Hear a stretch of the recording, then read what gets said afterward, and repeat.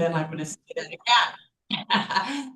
Anybody who hasn't done the disc test, please do the disc test. It helps me to help you, and it helps you to help yourself to understand your personality better so you know how to get along with people. Let me tell you, this is super crucial to get along with people. I'm not going to say it's going to win you the listing every time or the buyer, but it sure is going to help to if you know who you're talking to and make sure you're prepared for them. All right, without further ado, let me make sure my screen is still sharing.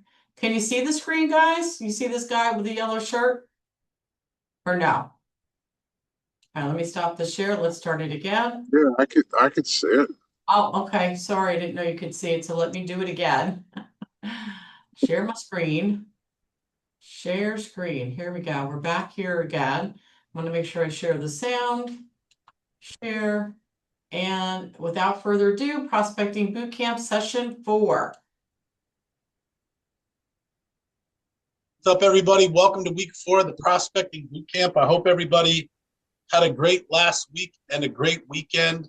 Guys, this is Justin Ford. Super excited to be with you here again today. Sorry I was on 2 minutes late. My computer has been acting up with the internet. So if for some reason there's any type of lagging or anything like that, please let me know because it's just been running a little bit slow today.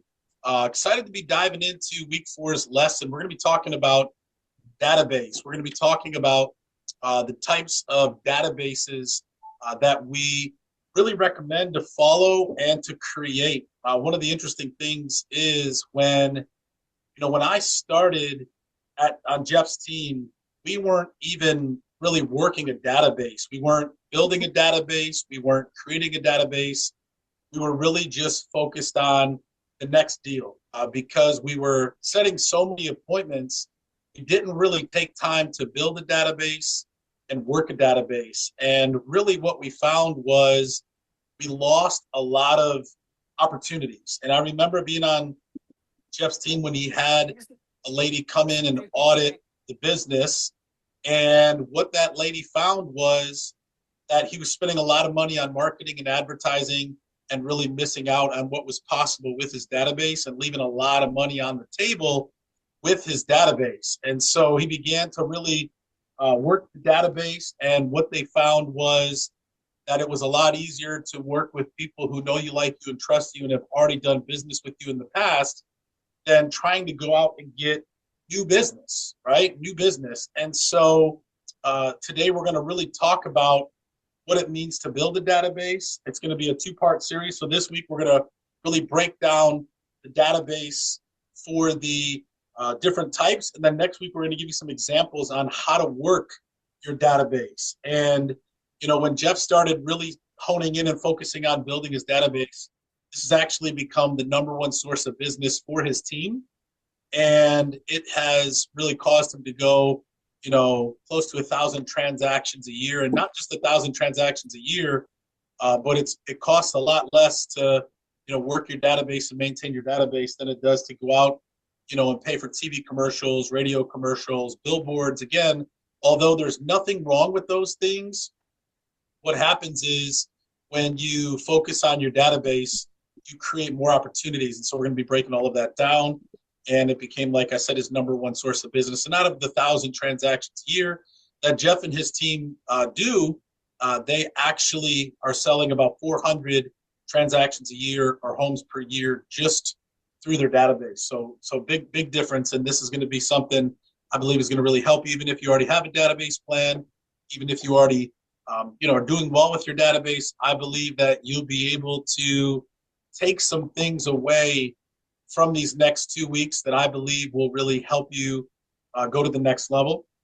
Even if you took 1 or 2 things from it, it's really going to make an impact. So before we get into that, I do want to go around the room here. I want to talk about last week's homework. And I know up until yesterday, I was able to answer everybody's homework. If you send it later in the evening and then into today, I will make sure that I'm back in touch with each of you guys in regards to your emails. Again, I typically take Sundays off, family day. So if you sent it yesterday or even this morning, you'll be getting a response from me within the next day. So let's talk about it. I want to hear from you. What were your takeaways? What were your ahas from the disc that you took, and any wins that you've had over the last week? You can click the little reaction button at the bottom and then raise your hand. If nobody raises their hand, I'll definitely be calling on you guys. Who wants to go first?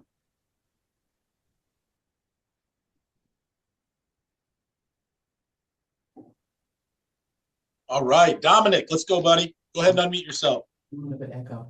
All right. So, Yeah, that's it. just I've taken the disc multiple times. This is like my third or fourth time taking it.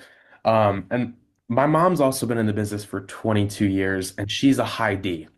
The Yep. longer that I'm in real estate, the higher D I become. I'm just seeing that. I feel like it's more just taking more initiative, being a more outgoing person. I feel like the higher D I get, the longer I stay in real estate. I'm a high I, have been a high I forever, but the Yeah. secondary option is now just switched to a D, which is the weirdest thing. I just saw that. I was like, wow, okay, that's kind of cool.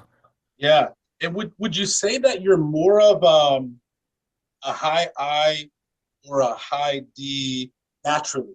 Meaning like who you are naturally and who you are when you are when you're actually working, because there is a difference, right? Bro, two Are days in a naturally, row. and then who we are in a working situation when we're under pressure. I would say I'm probably a high I. High I. I've been a high I forever, so So high I naturally, but then when you're under pressure, you feel like you're more of a D. yes. Is Yep. how did it score on your test? Was it how close of a high I and a high D were you together? I have it right here. So the high I was in the high zone. Mm-hmm. And the D was kind of like the average, and then the C and the S were like below average and low scores. So the I was prominent. They weren't very close. Okay. Okay, that makes sense though, because again, it depends on how we're answering the questions. Because I think there were some people that responded how, they thought they were, one more than what they really were, and then when they took it, it was different. Because the way that we have to answer the questions on the disc test is what naturally comes to us first, not how we feel in a specific situation, unless it asks that. Like if it asks specifically, what would you be in this specific situation? Then you answer it that way. But if it was like just asking you to answer it as natural as possible, that's when you would, really want to make sure that you're answering it with the correct answers, just because we want to make sure that we know which one we really are in, in the natural situation that we are. So thank you for that feedback, Dominic. Hamza. Okay, so I was actually surprised. I did it twice. Both times D was like in the middle. Mm-hmm. But the first one that I did, I got I as like the highest one. And then the second time I did it, I got C as the highest one, which I feel that I relate with more because I do think I'm very logical and analytical. Um, with I think it could be more so like when I'm working, it's like a mask that you put on. So I think that's where the I comes off. But when I did it again, I try to put my personality in it. I think I resonate with C more with the hints of D. I didn't have S at all, and I don't relate with it at all. So I would say I'm like somewhere in I and D. Yeah, yeah. And then Yes, that's yeah, and go ahead. that's I was going to say, and so that's the thing is we all have a little bit of each, and the Yeah. reason why we want to take the test as most natural as possible is so we know which one we naturally are, and then it should show us the one that we are under pressure. Right. Yeah. So I think C and D, like I resonate with both of them. It's just like some of them were like that you didn't care about anybody, you just care about yourself. And I was like, I just don't resonate with that. Regarding success story, we actually just I just got an cash offer today for one of the listings that I had, so which got approved by the seller. So that's another success story. And then I have Oh man, the that's one from awesome. last week that's closing next week. So Love it, I'm out love of it. inventory now. Yes, sir. Congratulations. That's Thank you. awesome. Let's go over to Erica Washington. Hey y'all. Hey, So hey. I took the disc and So I took it a while ago and I was high D. Um, so high C now. Just, I guess, understanding that all that detail, if you will, rolled into it was really because I was analyzing Hmm. the whole Yep. time. Like that's the whole reason why. And when I got to that understanding, I knew exactly where I stood. Yeah. And then you asked that we take this and kind of wrap it into our what we're doing for the week. Yeah. So what I did was I made a couple calls, trying to get some listings, and I put them under the categories that, I thought would work for them. And Yep. then, like, one of the listing appointments I had just earlier today, and I approached it based on where they landed. Hmm. And like we signed on the spot. Like it Yeah. doesn't always happen that way, but Right. I'm Right. like, that's it. And I just remembered because I didn't really get the disc correlation when I did the listings 16 weeks with Jeff. But Yep. like just this part here where we took it a little differently, where we added it to ourselves before we went to evaluate others, that really resonated. So thank you. Yeah. No, I love that. Glad to hear that you're already seeing how that could work and help you in your appointments. Great job, Erica. That's awesome. Thank you for sharing. And then we'll go over to Walt, and then we'll get into today's lesson. What's up, guys? I'm in Beaufort, North Carolina. I'll make it quick. My aha from choosing which disc person profile personality that the people around me or the people that I'm meeting with or working out with. Some of them were actually hard to pinpoint. And I actually had to go into like, okay, well, what is their job or what is their career to actually try to pinpoint it. Sometimes it can be hard just by like talking to somebody, if that makes sense. Hmm. Yeah. Yeah. So So you said you were having a hard time figuring it out by talking to somebody, or you said it's been easy to help figure it out by talking. it's been like some people are easy to figure out, and then some people aren't. Like it's like, Hmm. okay, so then you're like, okay, well, what did and then you talk to them about what they did for a living, and it made it easier to like figure that part out. Yeah. Yep. So the way that we figure it out is by asking questions, and how they respond to the questions really determines, what type of personality style they are. And again, this is something that we have to work at. It's not just, we take the test, we do a lesson, it's going to be easy to figure people out. I think the more that you study the disc for yourself, but then also the 4 different personality styles. So that's what I was saying even last week. So everybody, even today moving forward, not just last week, constantly ask yourself, what type of personality style is this specific person, so that we can get better and better at it when we're talking to clients, when we're meeting with clients, when we're talking to other real estate agents, when we're meeting with family. Just being able to keep that at the top of our mind and at the forefront, so that we can really begin to kind of see and come up with what personality styles that they are. And so it takes time. The questions are the questions on the scripts. For instance, hey, can you please describe your home for me? Like when you're going on a listing appointment. So I got 3 bedrooms, 2 bathrooms, 1,250 square feet. We got a backyard and a basement. What do you guys think that is? That's a driver. Well, you know what? Man, my house is so amazing. We got custom granite that we flew in from Italy. We've got this, we've got that. And it takes them 20 minutes to explain their house. That's an espresso. Once somebody starts to say, well, you know what? We've got 24 feet of this and we've got 72 inches of this, and they start really breaking it down from a mechanic standpoint. That's an analytical, right? Then you've got the amiable who says, it just, my house is really warm. This really feels great. This, that, and the other. It's more of an amiable. So again, guys, it takes time.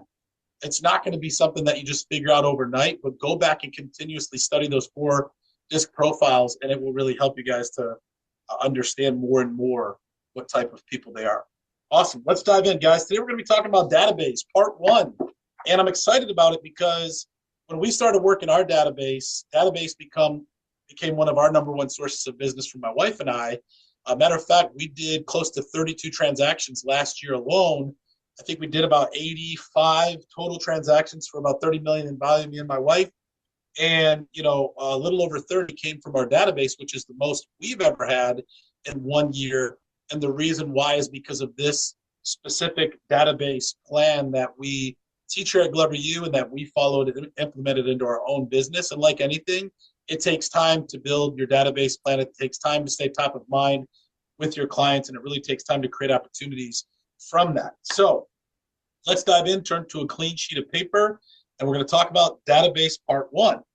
Database is a strong, you can write this down, database is a strong source to use for repeat referral business. That's what database is for. Repeat referral business. Okay, database is a strong source to use for repeat referral business and is the gift that keeps on giving if we treat it right. And the gift that keeps on giving if we treat it right. So today we're going to be going over really the quick definition of what a database is, what it should contain, and then we're going to get into effective ways to work it on a consistent and annual basis, okay? We're going to give you the Glover U database plan. We're going to talk about how to add to your database and grow your database. And then next week, we're actually going to give you some database plan strategies and templates and ideas that will help you to work your database. Who in here currently has a database and works it consistently? Drop a 777 in the chat, okay? You have a database, work it consistently, and you are getting deals from it. Okay, all right, a handful of you. Let's be honest, because I just was honest with you that I didn't work a database for a long time. You don't have a database, you're not working your past clients or your center of influence, and you're not getting any business from it. Drop a 111, okay? Let's be honest. That's why we're here today, okay? Yep, keep it going. Even if you're not a new agent and you just don't really have something, okay? So it's about half and half. Actually, it's a little bit more than half that doesn't. Well, I'm here to encourage both sides, right? You're working it, you're going to get some new nuggets and some things that are going to help you. Don't have a database that you're not really working. Man, I'm excited for you because this is going to really help you take your business to the next level. Now, by the end of today's call, you should know who goes into your database, and we're going to talk about how to effectively work them, as well as what to say, okay? I'll tell you this right now. The purpose of the database is so that when people think of real estate, they think of you. When people think of real estate, they think of you. Write that down. When people think of real estate, they think of me. That's what you want to write down. When people think of real estate, they think of me. That's the goal. Friends, family, past clients, people in your world, your sphere of influence. The whole goal is that when people think of real estate, they think of you. So first things first, who and what goes into a database? Well, when we think about the word database, I know a lot of times there's a lot of confusion on the term database and what it really encompasses. We've heard the word database used interchangeably with CRM, and that is just simply not the case. So your CRM is not your database, okay? You can write this down. The database is your list of people. A database is your list of people. A database is your list of people who know you, like you, and trust you. Database is your list of people who know you, like you, and trust you. These are people who know you by name,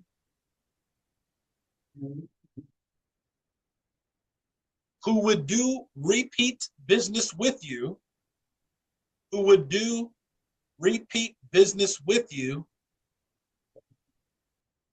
or refer someone to do business with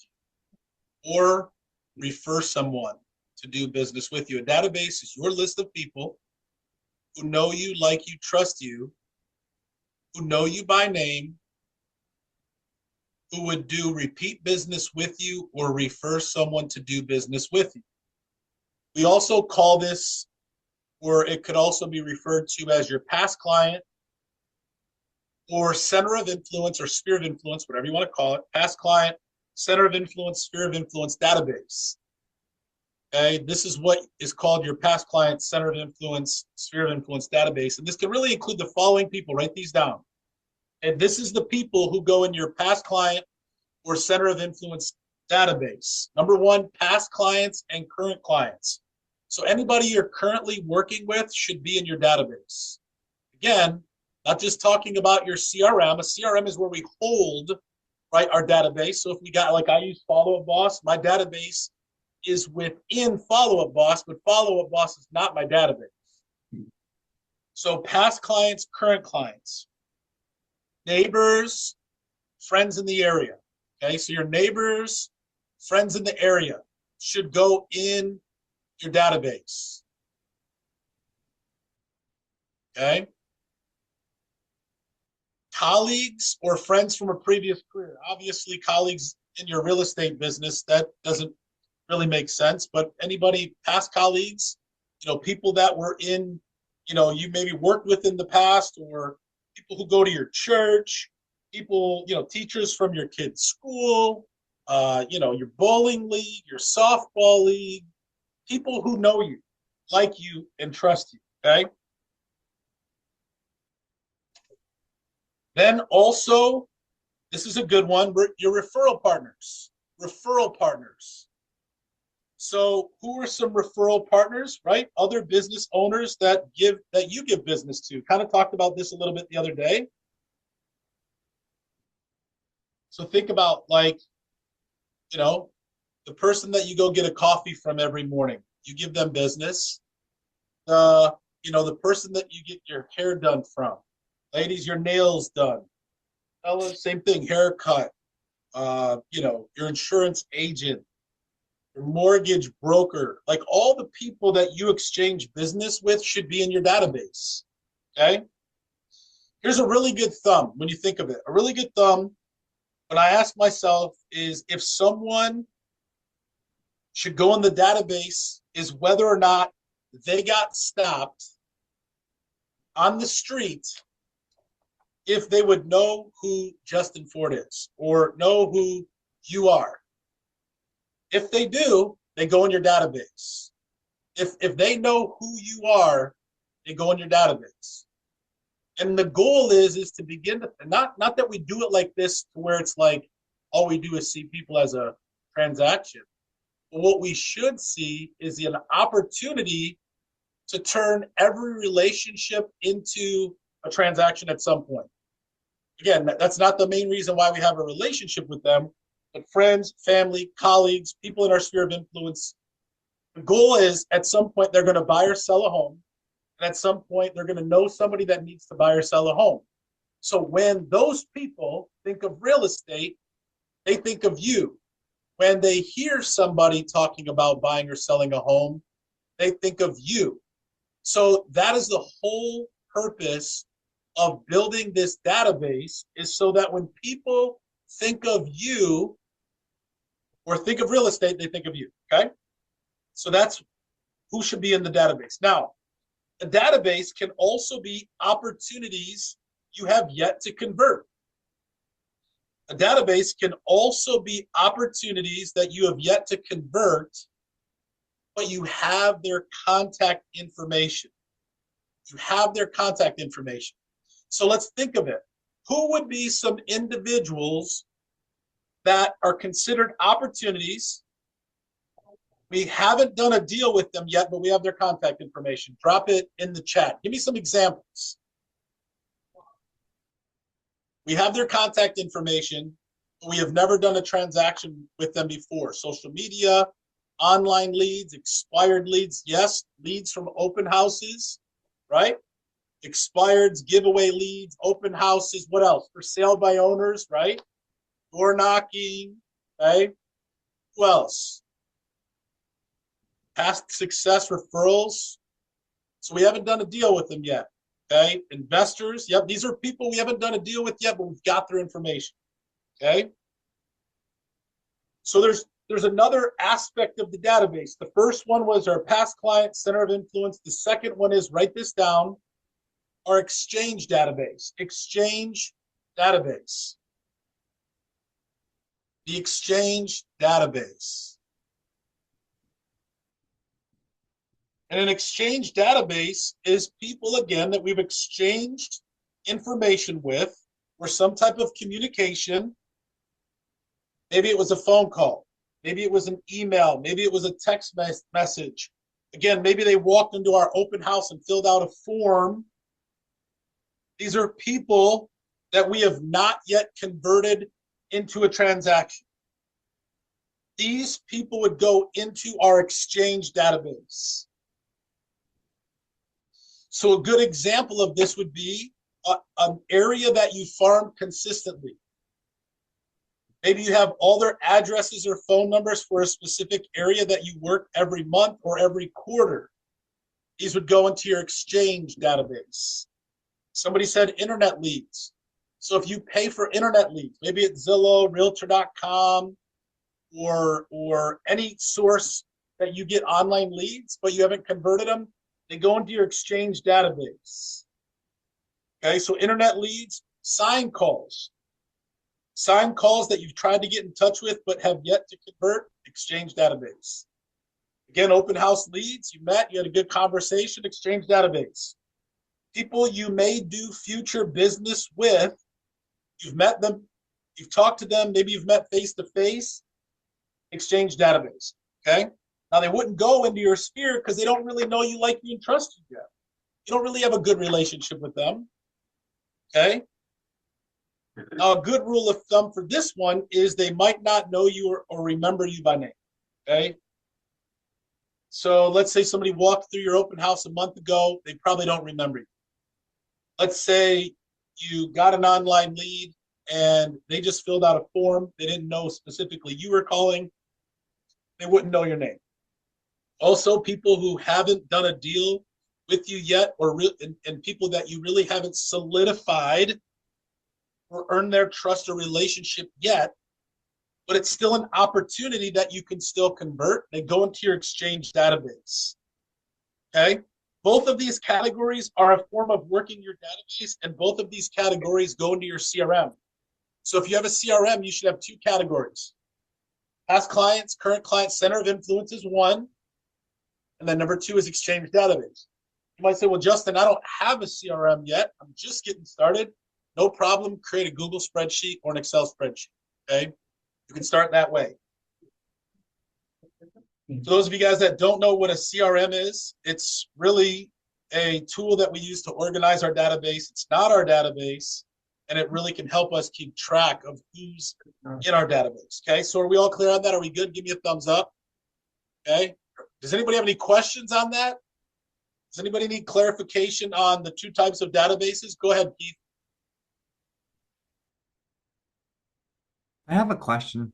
Yes, sir. So for, I just moved to New York. Yep. As you said, past the people that know me, a lot of them are in Los Angeles, not in New York. Would I include them in my, SOI? Let me ask you a question. Are you only licensed in New York, or are you licensed in California as well? Only in New York. Okay. Do you have any friends or family or anybody in California that might move to New York, or know somebody that's moving to New York? Not that I know of. Okay. Well, do you ever plan on going back to California or being licensed in California? Not at the moment. Okay. So Yeah. I would say then you do not need to include them. Okay. Yep, you do not need to include them. But Paola just said, you know me now. She's in California. Maybe she could become your referral partner, and you can refer her business and then get a referral fee. There you go. I know a lot of people in California. Yeah, so you know a lot of real estate agents over there? Yeah, I mean, Oh, okay. But Yeah, there before you I go. moved here, it's just I don't have a lot of contacts here in New York. Not yet. Not yet. Yeah. But I'm gonna tell you how to do that and actually add to your exchange database on a daily basis. So when I go over that, Keith, that's going to be also for you, especially moving to a new area like New York City. Okay. Okay, thank you. Yes, sir. All right. So now that we understand who and what goes into our database, we're going to talk about the rules of working the database. I really want everybody to understand how this works. Okay. So think about this. If you have, I'm just going to use simple numbers, simple math, simple numbers, so we get an understanding. So if we have 500 people in our database, so these are people that we've done business with in the past that are current clients and Exchange database clients. Okay, so we have 500 people in our database. The rule of thumb is if you work your database the right way, you stay top of mind and you work it consistently, you should be able to get 8 to 10% of transactions from your database. So for instance, I'm going to tell you the minimum and the maximum. If you have 500 people in your database and you work it really well and you're top of mind, you should get 40 transactions from your database per year. Obviously, it would be 50 if it's 10%, okay? So you take the number of your database, times it by 8%, times it by 10%. If you work it really well and you stay top of mind, you should get an 8 to 10% return, okay? Now, if you're not getting that, it could mean that there's a few reasons why. Number one is this. It could mean that you have people in your database that don't really belong there yet. You have people in your database that don't really belong there yet, meaning you haven't built a meaningful relationship with them yet in order to get repeat referral business. Therefore, the number of people in your database is actually lower than you think. So again, we have two separate types of databases: past client, center of influence. We've got our Exchange database. So the number 8 to 10% is really for people that you've already done business with and know you, like you, trust you. The other database, this applies, and we're going to talk about how to get them into that other part of your database where they know you, like you, and trust you and have done a deal with you.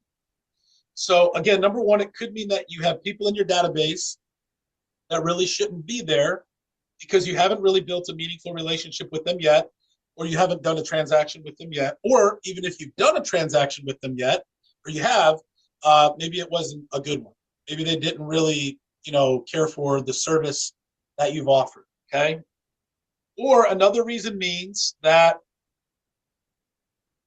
you might not have worked your database effective, meaning you might not be staying on top of their mind or in front of them as best as you can, and you might not be coming from a place of contribution and adding enough value, but we're going to really get into that today. Or again, there's a chance that you didn't do a good job with working their transaction. And sometimes, for whatever reason why, there's some transactions that just don't go our way, and there's some clients that we just can't please no matter what we do.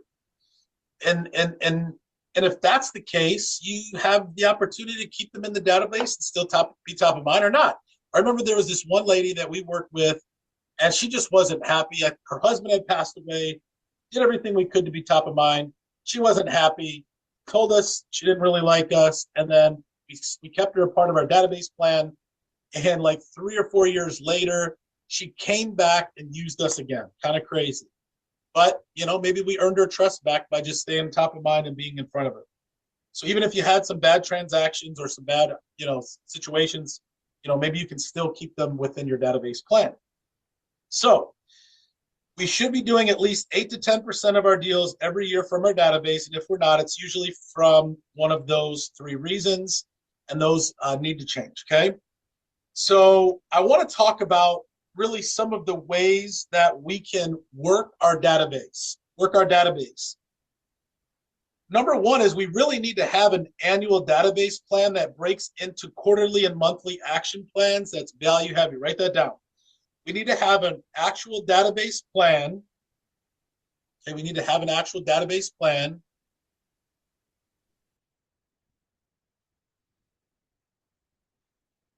Broken down into quarterly and monthly action plans that is value heavy. Quarterly and monthly action plans that's value heavy.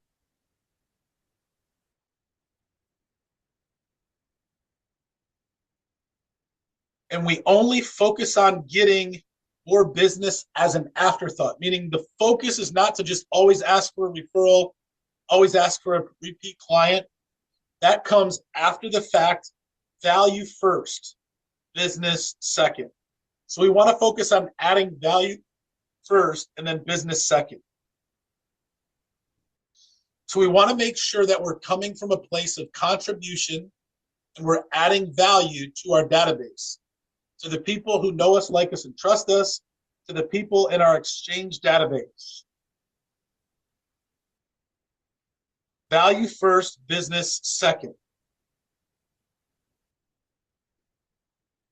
So before we map out and identify what a solid plan is that we follow here at Glover U, I want you to really think of value heavy, and really, some of you guys might already have some things that you're doing. Some of you guys may have some things that you've tried. I want to give you the actual database plan that we follow here at Glover U. And then next week, I'm going to actually show you the examples of what that looks like, okay? So I want you to turn to a clean sheet of paper, and I want you to write this down, okay? I want you to write this down. 4 by 4 by 2 by 12. And I want you to write it down the side of your page like this, vertical, not horizontal, vertical. 4 by 4 by 2 by 12. 4 by 4 by 2 by 12. Now, this has worked for thousands of agents that have gone through the Glover U, coaching, whether it's one-on-one clients, whether it's group coaching. This is exactly what Jeff and his team use to sell 1,000 homes a year and get 400 transactions out of the 1,000 from the database. This is exactly what me and my wife and my team do to get more transactions from our database. 4 by 4 by 2 by 12, okay? 4 by 4 by 2 by 12, all right? I'm gonna write this out with you because I want you to write it down. So right next to the first 4, I want you to put 4 calls per year. 4 calls per year, okay? Underneath the 4 calls per year, or next to it, wherever you've got room on your paper, I want you to put that the first call that you're going to make is sometime in January and February. So you still have time. January, February. We recommend January because it's called the I have a goal script. You can write that down. I have a goal script. I have a goal. So you reach out to your database in January. Happy New Year, Mr. and Mrs. Jones. This is Realtor Justin Ford. Hey, I was just reaching out to you to let you know that I have a goal this year of helping 50 families buy or sell a home, and wanted to see who do you know that's looking to buy or sell a home here this year in 2026. You're going to think about it. Well, I can't think of anybody right now. Yep, you know what, Mr. and Mrs. Smith, totally fine. Will you do me a favor? Absolutely, Justin. What can we do for you? Listen, if anybody decides to buy or sell a home this year, or if you guys decide to buy or sell a home this year, will you keep me in mind? You keep me in mind. Absolutely. Great. Well, listen, I appreciate your continued business and referrals. And again, Happy New Year. That's it. I have a goal script. You reach out to every single person in your database. If you have 500 in there, you take 500, you divide it by 30 days, 45 days, whatever, however many days, and you just call, 15, 10, 20 per day. Yep, some of them you're going to get their voicemail. Okay, leave them a voicemail. Some of them aren't going to get back to you. Send them a text message, okay? 4 by 4 by 2 by 12, 4 calls. The first one is in January, February, okay? I have a goal script, okay? The next call is typically in the spring. We recommend doing which I'll get to in a moment, a client appreciation event in the spring, client appreciation event, some type of client appreciation event, a pop-by, something like that. The reason why is because in the spring here in the Midwest, East Coast, northern part of the country, right, that's when things start to get nice again. So when are people thinking about buying or selling a home? Usually around spring. So you want to do some type of client appreciation event and invite them. Our client appreciation event is at the end of next month. It's going to be an event where we're doing bowling. We're doing a bowling day on a Saturday and inviting all of our database to the bowling alley. So we're going to call them up. Hey, and we just did this last week. It's called Database Days. We do it once a month as a team. Call up our database, invite them to the client appreciation event. Okay. The next call, write this down, is in July. July. And it's called This Year So Far. This year so far. Okay. Mr. and Mrs. Smith, this year so far, I've had the opportunity to help 25 families buy or sell a home. And I still have a goal of helping another 25 families by the end of the year. Who do you know that is looking to buy or sell a home this summer or towards the end of the year? That's funny you called, Justin. Actually, we've thought about it. We're thinking about buying a new home and selling this one. Awesome. Or if they say, you know what, Justin, we can't really think of anybody right now. Listen, Mr. and Mrs. Smith, will you do me a favor? If anybody that you know decides to buy or sell a home, or if you guys change your mind about buying or sell a home, will you do me a favor and keep me in mind? Absolutely. Great. You know what? Thank you guys so much for your continued, business and referrals. I hope you guys, enjoy the rest of your summer. That's it. Okay. And then the last call is in November. Okay. It's the week of Thanksgiving, that Monday, Tuesday, Wednesday leading up to Thanksgiving. And you're simply just giving your database a call to tell them that you're thankful for them and wish them a happy Thanksgiving. Okay. 4 calls. The next four pieces of mail. 4 pieces of mail. The first piece of mail that you're going to send out, which I'm going to give you some examples again of this stuff next week, give you some templates, give you some things that you can use to come up with some ideas, is you're going to send out a letter in January, February, and it's going to be called Year in Review Letter. Year in Review Letter. It's a letter that's going to go out to your database, and it's going to have 4 parts to it. It's kind of like a newsletter. It's kind of like, it could be a double-sided letter. That's what we do. And there's 4 parts in the letter. Write these down. We're going to tell them what you were able to accomplish over the last year. You know what? Thanks to your continued business and referrals, we were able to help 75 families last year, and our goal this year is to help 100. So you're gonna recap the year. Then you're going to say what your goal is. Again, going to give you an example of this next week. The second part of the letter is what's going on in your local real estate market. So real estate market update. Tell them what's going on. How did the last year finish up? What is the new year looking like? Talk about the market. Next one is, how did you give back last year? How did you give back last year? We highly recommend here at Glover U either partnering with a local nonprofit or charity or creating your own so that you can give back to your local community and allow your clients to see how you gave back.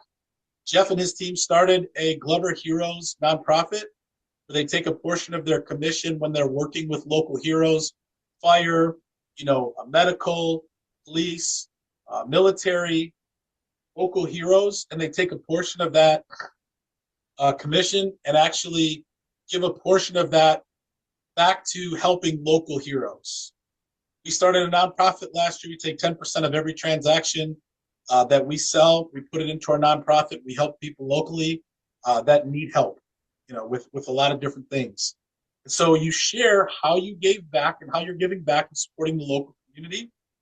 And then the last thing is any client appreciation events that you did last year. Share some photos and then invite them to your upcoming, just let them know, coming this year, basically.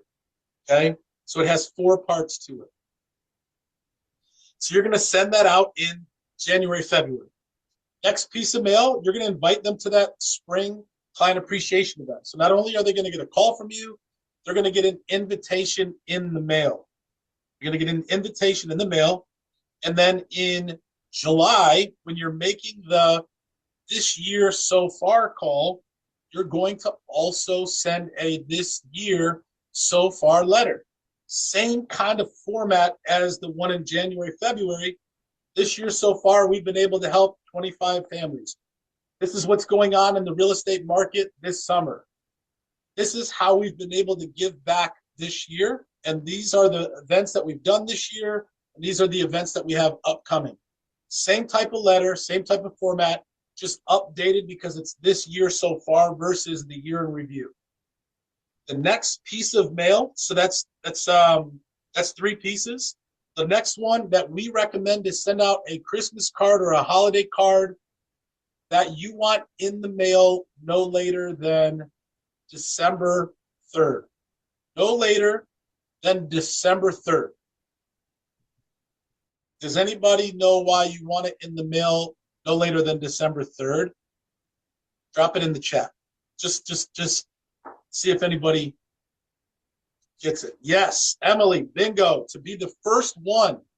You want to be the first one. And what we recommend is putting one of the New Year calendars, magnet calendars, in that holiday card. So in a sense, going into 2027 next year in December, holiday card, Merry Christmas card, whatever you want to send, and a 2027 calendar magnet that goes on the fridge. Because how many 2027 calendar magnets are most people putting on the fridge? 1.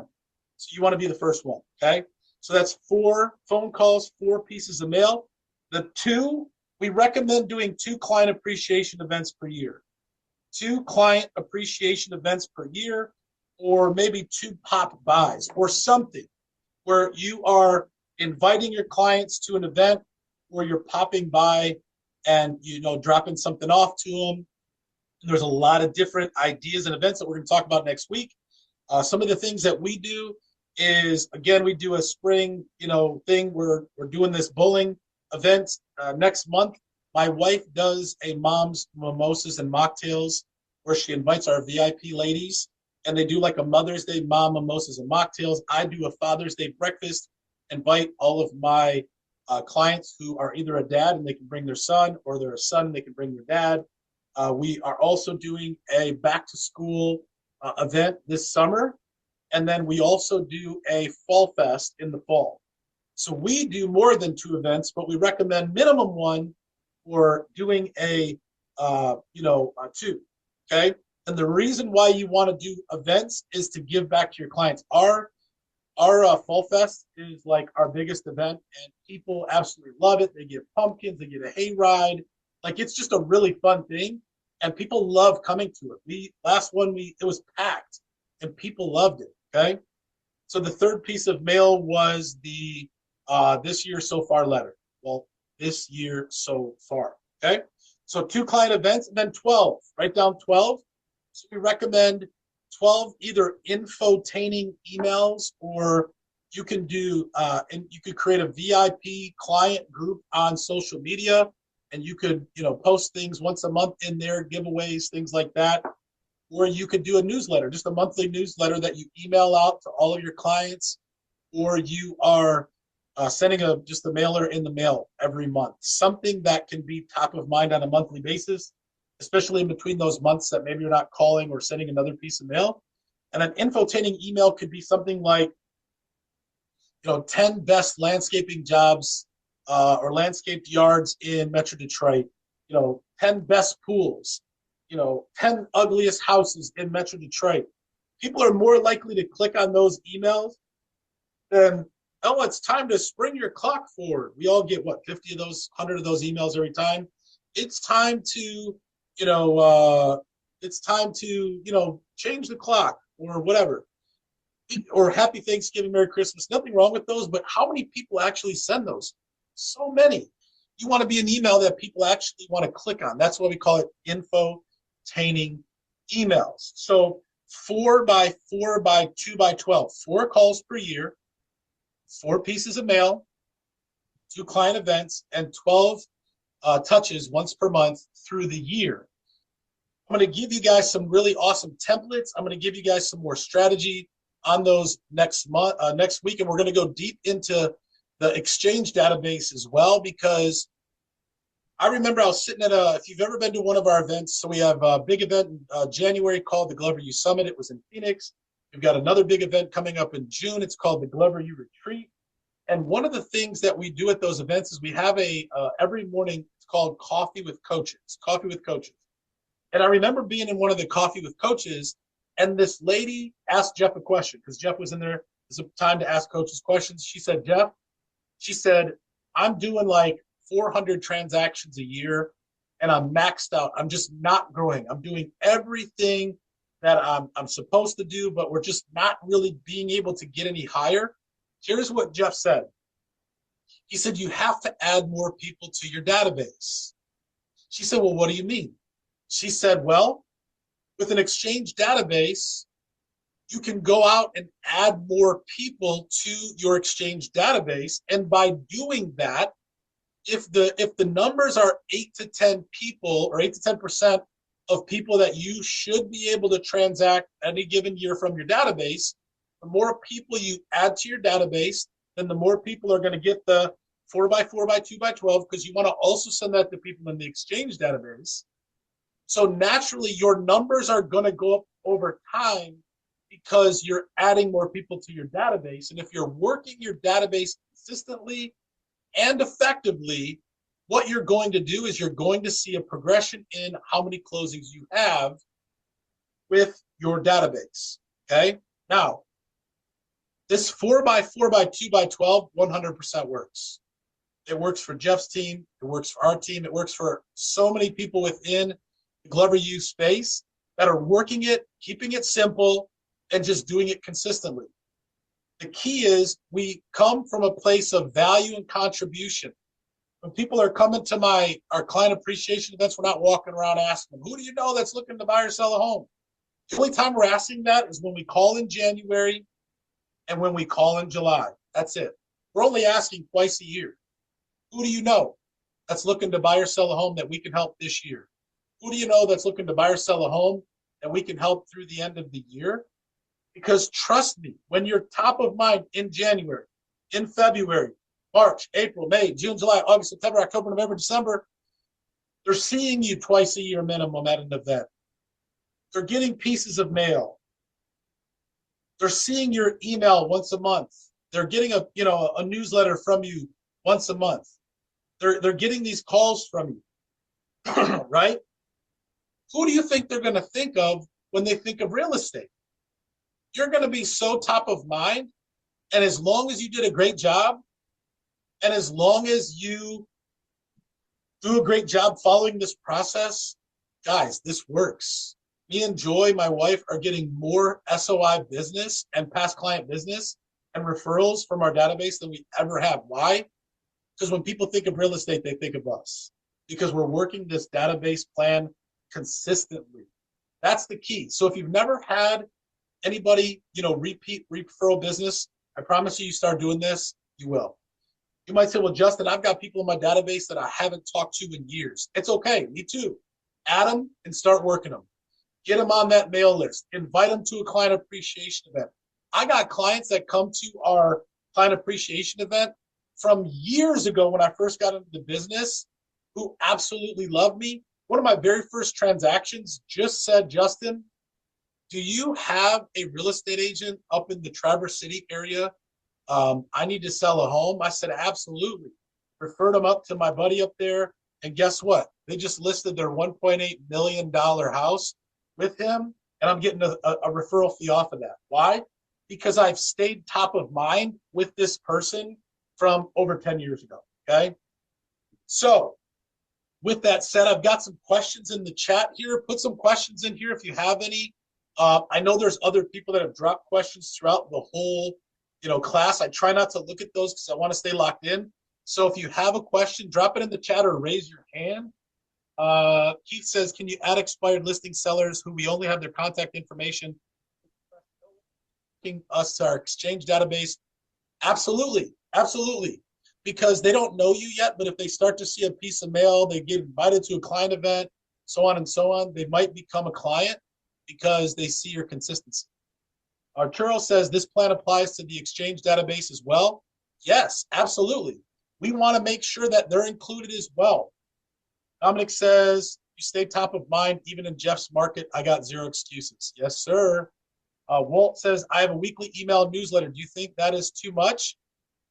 How's it working for you? Right? I would say once a month, but if you're already working a weekly newsletter and you're getting results from it or it's working, I wouldn't change it. You know, we don't want you to change everything you're doing, but if what you're doing isn't working, you might want to consider potentially doing, you know, some other components of it. Okay. Anybody other besides those questions that I just had?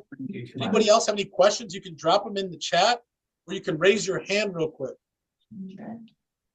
Does this seem simple that everybody can do this? Does this seem like this is something that could really help you? Drop a 777 in the chat if you've taken something valuable away from this, because we're going to give you everything next week on how to do this. We're going to give you actual examples from Jeff's team on what they're doing, on how to generate opportunities and really be able to generate some opportunities from your database. Okay, awesome.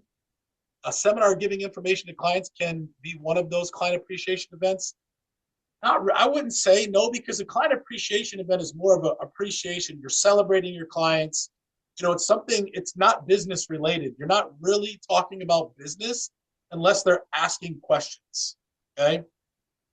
William says, do you have the scripts for the 4 calls? We're giving those to you next week. 3rd piece of mail is this year so far. Yes, sir. Yep. Dalton, yes. 3rd piece of mail is this year so far. Erica says, how do you reach your entire database for the calls? You have to take your database and divide it by the days you work, and you have to, now this is on top of your expireds and your FSBO. So for instance, if you got 500 people in your database and you're working 5 days a week, so that's, what is that, 20 days? So you do, 500 divided by 20, you're calling 25 people per day. Which again is not a lot. You could take a couple of hours, call 25. They're not all going to answer. So you're going to leave some voicemails. You're also going to send us some text messages. Okay. Emily says, how do you keep track of your separate databases within your CRM? Well, Follow Up Boss, you can create separate lists and folders. Now you might see everybody in one list, but if you have like tags or folders, or, you can usually set up different, key tags and stuff. That's how you separate them, so you know exactly which ones they are. Yep, Keith said tagging. Thank you, Keith. Awesome. So guys, next week we're going to do part 2 of this, and we're going to give you all the stuff. And again, this is a big part of prospecting, because these are people who already know you, like you, and trust you. This is a form of prospecting that's going to create new opportunities for your business in 2026, okay? All right, hope everybody has a great rest of your day. And I hope everybody has a great week. Your homework this week, we're going to send it out to you, is this. Create your past client center of influence database and create your exchange database. Begin to put those together either in a spreadsheet or in your CRM. Okay, that's your homework this week. Hope everybody has a good one. God bless you guys. We'll see you next week. I'm just writing this down. Influence database. So Susan, can you explain again the databases he was talking about? One is hold on. Yep, I'm going to tell you right this second. Okay. I'm just writing it down myself so I don't forget what the homework was, because you all have to do it. Homework. Okay. So the database. So your first database, let me get this off the screen. Let me stop the share. Your first database is your past clients and your sphere of influence. Sphere of influence, people that know, like, and trust you. That could be anybody, right? Your friends, your neighbors, your relatives. And you can also, the lady that does your nails, the man that cuts your hair, for people that know, like, and trust you, right? That's your sphere of influence. Past clients already know, like, and trust you because you're clients. That's your formal database, right? The exchange database are people that you haven't done business with. Maybe it was an internet lead. Maybe it was a lead from an open house. Maybe it was a FSBO, he said, expired. You could put that into your, and I'm going to read back the notes that I wrote down because I wrote a couple more examples. Hold on a second. You've exchanged info with, right? You've exchanged information with them, maybe a call, a text, they came to your open house. It's somebody that you've talked to but you haven't converted yet. Whether it be somebody from an open house, an internet lead, like the leads you're getting.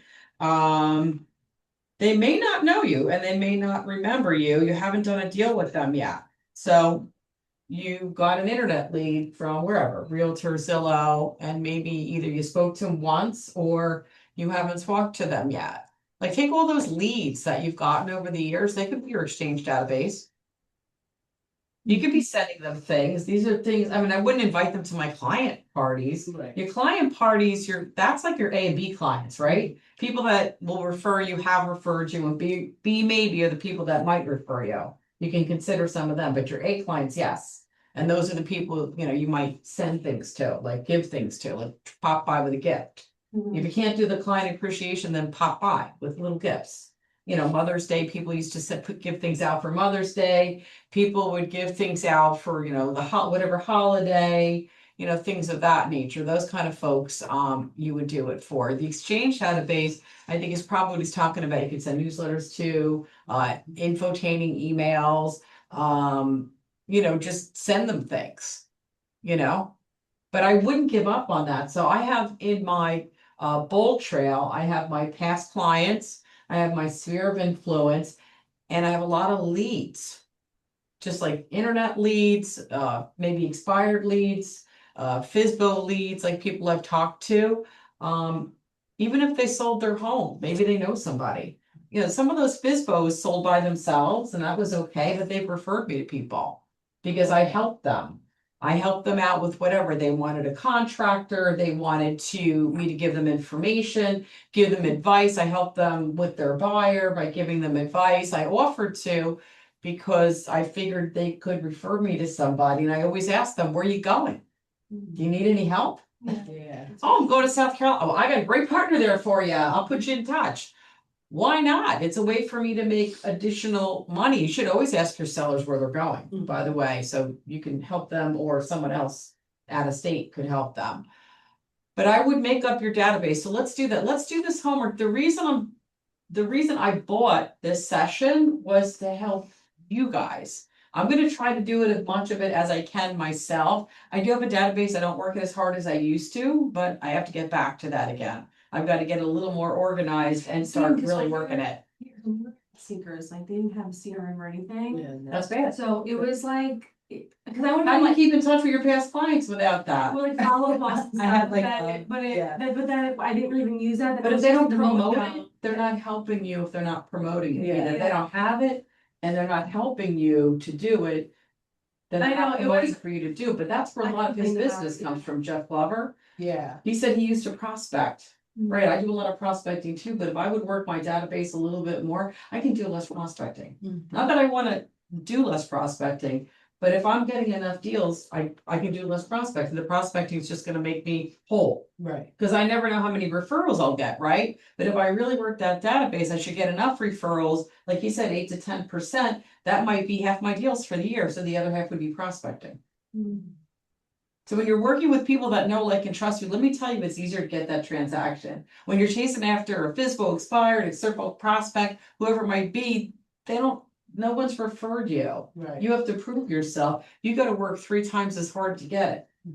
Even the leads that you buy, they don't know you. But if somebody's saying, your aunt or somebody or your past client saying, I had such a great experience with Christina, they're going to talk to you. Yeah. Right?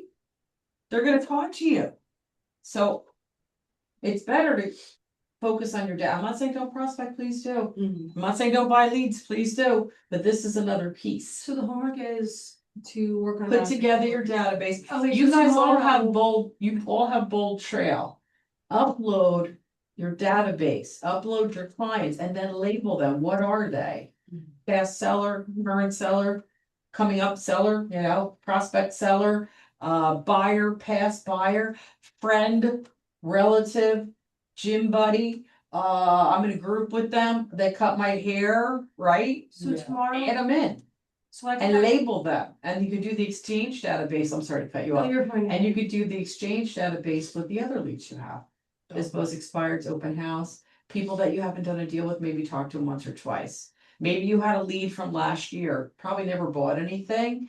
Any of those leads, old open house leads, old whatever leads you got for buyers, call them back. Simi, you got a bunch of leads, call them back and see if they bought. Mm-hmm. Wondered if you purchased, are you still in the market for a home? Interest rates are down. I hear they may come down more. And give them some facts, read some information, give them some facts, go on ChatGPT, offer them some information and see if they're still looking. You'd like to help them. Go back to those old leads. I'm sorry, Kristen, what was the question? Oh, no, you're fine. I was gonna say, I'm still having trouble with, getting into my Remax, account, Let me help you with that before you go. but I have to go. I have a meeting at Oh. 11:30. When can you come back? I'll be here tomorrow. My All right. photo shoot's tomorrow at 1 o'clock. Okay. So I'll come So earlier. grab me Yeah. and let's sit down Yeah, 'cause and make sure you get it. Yeah, because I wanted to pay. I still haven't paid yet. You can't even get in the account? Did you get the No. email? No, so it's so weird. Yeah, I did. All right, let me end this so we can talk about Okay. that. Thank you for coming. Please, I'm sure you guys have a database. Most of you do. Go through it, make sure it's in Bold Trail, label them properly, give them hashtags, because you're probably gonna send them something. You can go on ChatGPT to come up with the infotainment. You can go on ChatGPT to create a newsletter every month. Please do that, but you need to label them what they are. So when you want to send it, you could say, send to this hashtag, past client, sphere, whatever, right? Exchange database, whatever you want to call it. Thank you, guys. And I will see you on Monday, 10 o'clock mastermind. Tell me about do the disc task, send it to me. We can discuss that in the database.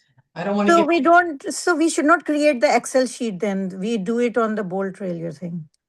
what is it? How are you going to keep in touch with clients on an Excel spreadsheet? How are you going to keep in touch with them and send things to them on an Excel spreadsheet? Yeah, it's You can just put that it the into the Bold Excel Trail. spreadsheet, but then you want to upload that to Bold Trail. But then you have to go into every client and you do have to label them. If your database is an Excel spreadsheet, you gotta upload it to Bold Trail. And then you need to go into every client, and it's gonna take time, but once you do it and it's done, you've got a full database. You have to label them and give them hashtags. Because when you go to mass email those emails and those newsletters, you need to say what the hashtags are that you want to email to. Email to these 3 hashtags, right? You gotta do this. Your Excel spreadsheet is good if they're in one place. You can upload it to Bold Trail. But if you're keeping them on an Excel spreadsheet, you're living in the 90s. I don't know how you guys are gonna keep in touch with the clients. I'm just saying in general, don't go off an Excel spreadsheet to call a client. You can't send them a newsletter. You can't send them anything. It's hard to call them because when you call these folks, you can call them through Bold Trail if you wish. It'll record the information that you called them, and then you could take a note, spoke to them, and so ask them if they had anybody they knew whether they were buying or selling. That first phone call in the beginning of the year. Do it through there and let them know, oh, I have another business line. Or if you want, just call them from your phone. You could do that as well, but then record it in there. Take a note in the KB core, Bold Trail rather, that you made that first phone call, that you made that second phone call, that you did this, that you did that. So you keep consistent with it. Does that make sense to me? Yeah, it does make sense. And one more question was like he was talking about client appreciation or Popeyes. So you do it even with your friends, not just past clients, like friends, family also? If they give you business. Yeah, if they give you business. So your A and B, your A string are people that have given you referrals. If they're giving you referrals, yes. And they like to see it too because with Keller, we had the same thing. Yeah. And my aunt's like, oh, I got your email, so nice. And you became top of mind even if she couldn't go. Yeah, right? well, she's always gonna be on top of mind, but Yeah. but she Yeah. still appreciates it. She Yeah. liked to see it. She's like, they want it because when you're not busy, they're like, is everything okay? Yeah, that's You know, good too. are you doing okay? And you're like, Yeah. as best seekers, they always like, are you sure you're gonna do it that? I'm like, trust me, I'm not staying with you. Oh my god. So I would say Yeah. anybody that's given you referrals, yes. If maybe it's somebody you think you can likely turn them by inviting them and keeping in touch and sending them things and whatnot, yes. Because that, if that B client starts giving you referrals, they're all of a sudden an A. They're all of a sudden an A. Mhm. If they never give you any and you invite them to an event or two, then just keep them in everything else, but don't invite them. Yeah. Popeye's your A clients. They gave you referrals already. They gave you referrals already. Those are the people, I know, I have one like that. I barely give him, I feel terrible. I really need to like go and see him and bring him something really nice. Yeah. And he's given me a lot of referrals and I haven't done it. Shame on me. I know it's terrible. Oh, You get busy and you forget yeah. about Yeah. stuff and you're like, man, you take it for granted. It's bad. So I have to Even go. birthdays, like that's a good one, like to know everyone's birthday, because like it's so like nice. If you put them into your KV, Yeah. or your bowl trail, I you just say KV forget. core. If you do it, it will text them on their birthday. That's nice. You have to put it Yeah. in, Yeah, and that's the nice. anniversary date you sold them the home. Yeah. Yeah. It'll Yeah, text I them. just did that a bunch of All right, guys, I'm gonna end for now, but your homework, do the disc test, send it to me. Simi's already done it, everybody else should. And then let's work on the database and we could talk about that on Monday. We could talk about how we're doing on our database on Monday and help each other with that, okay? Monday, Thank you. don't forget, enjoy the weekend, it's coming up. Thank you. The Bye. one